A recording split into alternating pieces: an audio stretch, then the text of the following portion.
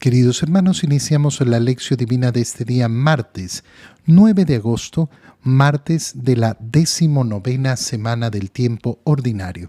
Por la señal de la Santa Cruz de nuestros enemigos, líbranos, Señor Dios nuestro, en el nombre del Padre, y del Hijo, y del Espíritu Santo. Amén. Señor mío y Dios mío, creo firmemente que estás aquí, que me ves, que me oyes. Te adoro con profunda reverencia, te pido perdón de mis pecados y gracia para hacer con fruto este tiempo de lección divina. Madre mía Inmaculada, San José, mi Padre y Señor, Ángel de mi guarda, interceded por mí. En la primera lectura de este día martes continuamos con la lectura del libro del profeta Ezequiel y leemos el capítulo 2 desde el versículo 8 hasta el capítulo 3, versículo 4. Esto dice el Señor: Hijo de hombre, escucha lo que voy a decirte y no seas rebelde como la casa rebelde. Abre la boca y come lo que voy a darte. Vi entonces una mano tendida hacia mí, con un libro enrollado. Lo desenrolló ante mí. Estaba escrito por dentro y por fuera. Tenía escritas lamentaciones y amenazas, y me dijo: Hijo de hombre, come lo que tienes aquí, cómete este libro, y vete a hablar a los hijos de Israel. Abrí la boca, y me dio a comer el libro, diciéndome: Hijo de hombre, alimenta tu vientre y sacia tus entrañas con este libro que te doy. Me lo comí, y me supo dulce como la miel, y me dijo: Hijo de hombre, anda, dirígete a los hijos de Israel y diles mis palabras. Palabra de Dios. Es verdaderamente preciosa la imagen de ser alimentados por la palabra de Dios. Y fíjate cómo es tan poderosa y tan importante esta imagen, que es el centro de nuestra celebración eucarística. La celebración eucarística, es decir, la Santa Misa, está dividida esencialmente en dos grandes partes: la liturgia de la palabra y la liturgia de la Eucaristía. En la primera parte, ¿qué hace el pueblo de Dios? Se alimenta de la palabra de Dios, de la palabra escrita, de esa sagrada escritura. A eso está destinada esa primera parte de la liturgia. Y una vez que nos hemos alimentado de la palabra de Dios, entonces entramos a la liturgia eucarística para alimentarnos de la palabra de Dios que se hizo carne, es decir, del cuerpo y de la sangre de nuestro Señor Jesucristo. Por tanto, la preparación adecuada para comulgar bien es alimentarnos bien de la palabra de Dios.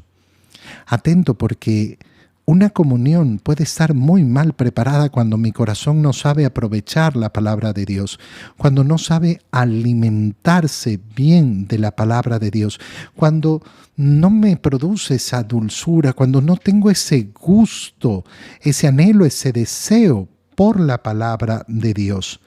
Esto dice el Señor: Hijo del hombre, escucha lo que voy a decirte. No seas rebelde. Qué bonito siempre recordar, lo recordaré siempre, siempre. El acto de amor empieza por escuchar. El acto de amor empieza por escuchar. Si entendieras la grandeza de lo que esto significa, cuán distinto sería el modo en que contemplas la vida y la relación con los demás. El acto de amor empieza por escuchar. Entonces el Señor dirige esta palabra: escucha, no seas rebelde. Y para expresarlo de un modo más profundo, más maravilloso, más grande, le dice: abre la boca y come lo que voy a darte. Come mi palabra. El escuchar entonces no es un escuchar que simplemente estoy ahí con los oídos que no pueden dejar de oír. Es una acción que representa un esfuerzo que yo hago. Mira, ¿cuál es la importancia de decir abre la boca y come?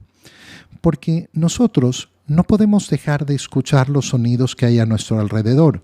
Podemos taparnos los oídos, podemos usar unos tapones, pero en un estado natural yo escucho los sonidos. No puedo decirle a mi cerebro, no escuches. Puedo no poner atención a lo que están diciendo, pero los oídos siempre están funcionando, pero la boca no. La boca es un instrumento, es un órgano que yo tengo que decidir utilizar. La comida tengo que comérmela yo. Yo tengo que realizar el acto de masticar. Yo tengo que realizar el acto de tragar. Por tanto, cuando Dios está poniendo, métete en la boca mi palabra, nos está diciendo, oye, no se trata simplemente de que tus oídos funcionan y escuchan los sonidos. Se trata de que te empeñes para escuchar. Se trata de que pongas todo de tu parte, de que tú seas aquel que efectivamente se mete y hace lo que tiene que hacer. Entonces come, no seas rebelde. Vi entonces una mano tendida hacia mí con un libro enrollado. Lo desenrolló y estaba escrito por dentro y por fuera. Tenía escritas lamentaciones y amenazas. Hijo de hombre, come lo que tienes aquí, cómete este libro. ¿Para qué? Para que puedas ir a hablar a los hijos de Israel. ¿Yo por qué me quiero alimentar de la palabra de Dios? Para poder hablarla, para poderla distribuir, para poder efectivamente anunciar la palabra de Dios. Qué enorme, qué grande es esta imagen, qué preciosa es esta imagen. No podemos cansarnos de decirlo. Alimentarnos, y por eso vuelve a decir, abrí la boca y me dio a comer el libro. Hijo de hombre, alimenta tu vientre y sacia tus entrañas con este libro que te doy. Qué bonito cada vez que abrimos la Sagrada Biblia, cada vez que nos enfrentamos a las Escrituras, tener este anhelo. Ese es el anhelo que debe haber en una persona que realiza su oración a través de este método de la lección divina. Comer, alimentarnos de la palabra, hacerla mía, masticarla. ¿Masticarla para qué? Para que la pueda absorber, para que todo mi ser pueda sacar la substancia, para que pueda sacar la vitamina, para que pueda sacar el hierro, para que pueda sacar todos los nutrientes que me da ese alimento que es la palabra de Dios. Me lo comí y me supo dulce como la miel, porque aquel que lee la palabra de Dios y la comprende y la profundiza, y sobre todo cuando leemos la palabra de Dios con ese deseo de establecer una verdadera relación con el Señor, ¿qué nos va a producir? Dulzura, profunda dulzura en el corazón. Por eso es tan bello leer una lectura y decir, ay, qué difícil, no entiendo, y de repente comenzarla a deshojar y darnos cuenta de la grandeza que estamos leyendo. Qué importante es, por eso, concentrarnos cuando leemos la palabra de Dios y concentrarnos en la Santa Misa de modo especial, como decíamos al inicio. La liturgia de la palabra tiene que ser un momento en el cual yo me esfuerzo por escuchar. Y es escuchar. Oye, qué bonito es cuando ponemos atención. En muchas iglesias, en muchos lugares se usa la hojita o el libro o el pan de la palabra o lo que sea. Pero date cuenta de lo importante que es leer la palabra antes de la misa. Y en el momento de la misa, dedicarte a escucharla. Por eso es tan importante que haya buenos lectores, buenos proclamadores de la palabra. Porque la palabra, cuando es escuchada, entra de otra manera. Por eso en este método de la lección divina hacemos la lectura. No decimos simplemente la citación. Vamos a reflexionar sobre eso. No, hacemos la lectura para poder escuchar la palabra. Porque ese proceso de escucha ya es el proceso por el cual el Señor, con la dulzura de su lengua, está entrando en mi corazón. En el Evangelio, continuamos leyendo el Evangelio de San Mateo y leemos el capítulo 18, versículos 1 al 5, 10 y 12 al 14. En cierta ocasión, los discípulos se acercaron a Jesús y le preguntaron: ¿quién es el más grande en el reino de los cielos? Jesús llamó a un niño, lo puso en medio de ellos y les dijo: yo les aseguro a ustedes que si no cambian y no se hacen como los niños, no entrarán en el reino de los cielos. Así pues, quien se haga pequeño como este niño, ese es el más grande en el reino de los cielos. Y el que reciba a un niño como este en mi nombre, me recibe a mí. Cuidado con despreciar a uno de estos pequeños, pues yo les digo que sus ángeles en el cielo ven continuamente el rostro de mi Padre que está en el cielo. ¿Qué les parece? Si un hombre tiene 100 ovejas y se le pierde una, ¿acaso no deja las 99 en los montes y se va a buscar a la que se le perdió? Y si llega a encontrarla, les aseguro que se alegrará más por ella que por las 99 que no se le perdieron. De igual modo, el Padre Celestial no quiere que se pierda ni uno solo de estos pequeños. Palabra del Señor. En cierta ocasión, los discípulos le preguntan al Señor: ¿quién es el más grande en el reino de los cielos? En el Evangelio de San Marcos, esto se nos presenta, y en el Evangelio de Lucas, como la discusión que habían tenido los discípulos tras el segundo anuncio de la pasión del Señor. En vez de preguntarle al Señor: Señor, ¿qué quieres decir? ¿Qué quiere decir la resurrección? Los discípulos, caminando con él, se pusieron a discutir quién era el más grande entre ellos. Mateo nos lo presenta de un modo un poco distinto y nos dice que le han preguntado al Señor: ¿quién es el más grande en el reino de los cielos? Y nos muestra lo que nos muestran todos los evangelios sinópticos, la respuesta del Señor a quién es el más grande. Jesús llama a un niño y lo pone en medio de ellos. Yo les aseguro a ustedes que si no cambian y no se hacen como los niños, no entrarán en el reino de los cielos. ¿Cuáles son las virtudes de los niños que el Señor nos invita a tener? Esto es importantísimo, porque no podemos simplemente pensar: ser así que ignorante como un niño que no conoce. No, lo primero es la humildad de saber que yo no conozco. El niño no sabe. ¿Por qué? Porque está aprendiendo. El niño no tiene vergüenza por no saber. Por eso pregunta. Y pregunta muchas veces porque quiere conocer, porque es consciente de esa ignorancia. Qué bonito es cuando tenemos el corazón así de humilde y que no pretendemos tener las respuestas de todo y yo no pregunto porque yo ya soy grande. No, pregunto, quiero conocer. La humildad de saber que yo no lo sé todo, que yo no puedo dar respuestas de todo. Segundo, la confianza. El niño confía y por eso a un niño se lo puede engañar de una manera tan fácil. ¿Por qué? Porque si se lo cuenta su papá, su mamá, se lo cuenta un adulto, lo cree lo que le están diciendo. Y entonces tener esa confianza en lo que me dice el Señor. Escucha mis palabras.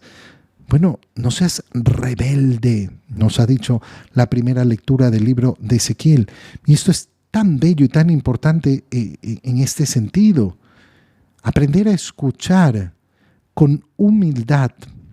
¿Para qué? Para poder ir de la mano del Señor, como un niño en la mano de su padre, que no anda preocupado: ay, vienen los carros, vienen no sé qué. No, un niño que está siendo llevado de la mano por su papá va tranquilo, va distraído, va viendo cualquier cosa, pero no va preocupado. Ese es el espíritu del niño. Entonces, cuando está hablando de la infancia, de esa infancia espiritual que quiere el Señor en nuestro corazón, está hablando de esto, sobre todo de la humildad, de reconocer nuestra pequeñez, nuestra ignorancia, de reconocernos verdaderamente como criaturas, como hijos, de ponernos en nuestro lugar. Aquel que no cambie. Esto requiere un cambio, esto requiere un trabajo. El Señor no ha dicho aquel que no es niño. No, no aquel que no es niño. Ustedes no son niños. Tienen que cambiar. Es decir, que requiere un esfuerzo de nuestra parte.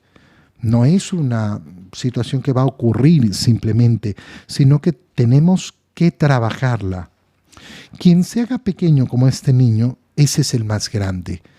¿Cuál es la virtud que marca la grandeza? La humildad. Y lo hemos dicho muchas veces en la Lección Divina, la humildad que lleva a la humillación. La humildad que está dispuesta a humillarse. Y después el Señor aprovecha para tratar otro tema que es importantísimo. Y el que reciba un niño como este en mi nombre, me recibe a mí. Y aquí está hablando de otra realidad. Recibir a los niños. ¿Dónde tenemos que recibirlos? Bueno, en primer lugar, recibirlos en el mundo. ¿Por qué la iglesia quiere obligar a la gente a tener hijos? No, la iglesia no obliga a nada. La iglesia enseña el Evangelio. La iglesia enseña las palabras del Señor. El otro día una persona me decía esto así, ¿no? ¿Qué piensa la iglesia? Lo que dice Jesús. Tú tienes que decidirte en la vida si crees en Cristo o no. Si en cambio la arrogancia te va a llevar a que no, es que a mí me parece que uno no debería tener más hijos porque es más importante darle lo mejor que se pueda a uno solo y que no sé qué, y que no sé qué. Sí, ok, todos tus planes, todas tus ideas, toda tu soberbia al final del día. Al final del día es solo eso. La soberbia de creer que yo con mis planes lo tengo todo asegurado. De que yo con mi manera de ver y de pensar lo tengo todo visto. ¿Y a dónde nos conduce? A ningún lugar, porque no nos va a conducir a esa infancia a la cual nos llama el Señor. Estar abiertos a la vida. Recibir a los niños. Pero esto no es solo recibirlos de procrear a los niños, sino de tener el corazón abierto a los niños.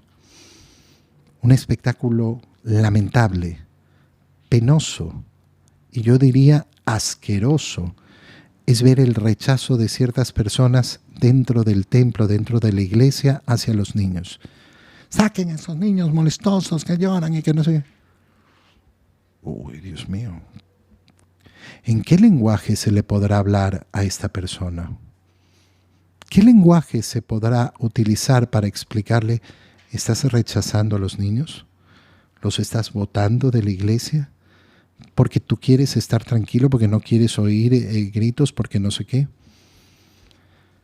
Qué importante es tener el corazón bien abierto. Yo siempre lo digo, a mí, gracias a Dios, el ruido de un niño nunca me ha molestado. No me disturba para nada. Y yo creo que en la medida que una persona reflexiona y abre su corazón, efectivamente va a descubrir que no es molestoso. Que se puso a llorar. Que gritó, que saltó. Ya lo controlará. Y qué bonito es cuando uno ve dentro de la iglesia cómo otros feligreses ayudan a los papás. Y entonces tratan de distraer al niño un ratito para ayudarlo, para ser solidarios. Precioso, verdaderamente precioso. Pero cuando formamos una imagen de no, los niños tienen que estar escondidos, mételos en esa parte de atrás, detrás del vidrio, donde no hagan bulla, que no sé qué. No parece que ese es el espíritu que nos está transmitiendo el Señor. Quien reciba a uno de estos niños, y también los recibimos. Cuidado con despreciar a uno de estos pequeños. Cuidado con despreciarlos, porque yo les digo que sus ángeles en el cielo ven continuamente el rostro de mi Padre. Y entonces nos vemos en una situación donde el Señor nos muestra la delicadeza de la infancia. Porque una infancia perturbada, una infancia maltratada, una infancia violentada, puede destruir la vida de un individuo a lo largo de toda su vida.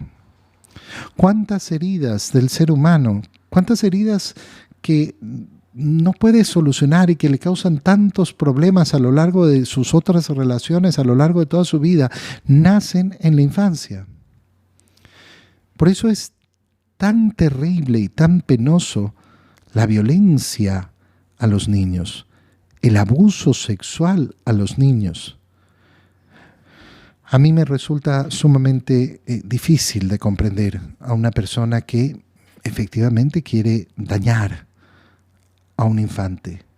No logro comprender qué sucede en esa mente, no logro comprender qué sucede en ese corazón. Deben suceder cosas muy extrañas, muy, muy extrañas. Pero por eso es tan importante formar una cultura firme en oponerse a cualquier abuso hacia los niños. Y hay que abrir los ojos porque la gran cantidad de abusos, ¿dónde suceden? En el hogar, con los familiares, con los amigos de los papás que los dejaron en la casa, que no sé cuánto, que el primo, que el tío, que el abuelo, que... ¿Y qué pasó, papás? Porque al final es el modo de despreciar a los niños, no haberlos cuidado, no saber que uno tenía que ser prisionero de los niños. Claro, es el modo de querer aprisionarme a él. ¿Para qué? Para poder tener mis ojos sobre él. El padre y la madre tienen prendados sus ojos sobre el hijo para cuidarlo en todo momento. Ay, pero esto es una prisión. Sí, es una prisión hermosa. Es una prisión bellísima. Cuidado entonces con cómo tratan a los niños. Y por eso el Señor termina diciendo esa parábola de la oveja perdida, que en este sentido tiene una cosa preciosa. El Padre Celestial no quiere que se pierda ni uno solo de estos pequeños. No quiere que se desprecie a ninguno. Pero un niño más, un niño menos en este mundo. No, el Padre Celestial no quiere que se pierda ni uno. Él es el creador. Todos los niños que ha creado los quiere con vida, no asesinados en el vientre de sus madres, no eliminados, no despreciados, no descartados. Te doy gracias, Dios mío, por los buenos propósitos, afectos e inspiraciones que me has comunicado en este tiempo de lección divina. Te pido ayuda para ponerlos por obra. Madre mía Inmaculada, San José, mi Padre y Señor, Ángel de mi guarda, interceded por mí. María, Madre de la Iglesia, ruega por nosotros. Queridos hermanos, un feliz día para todos.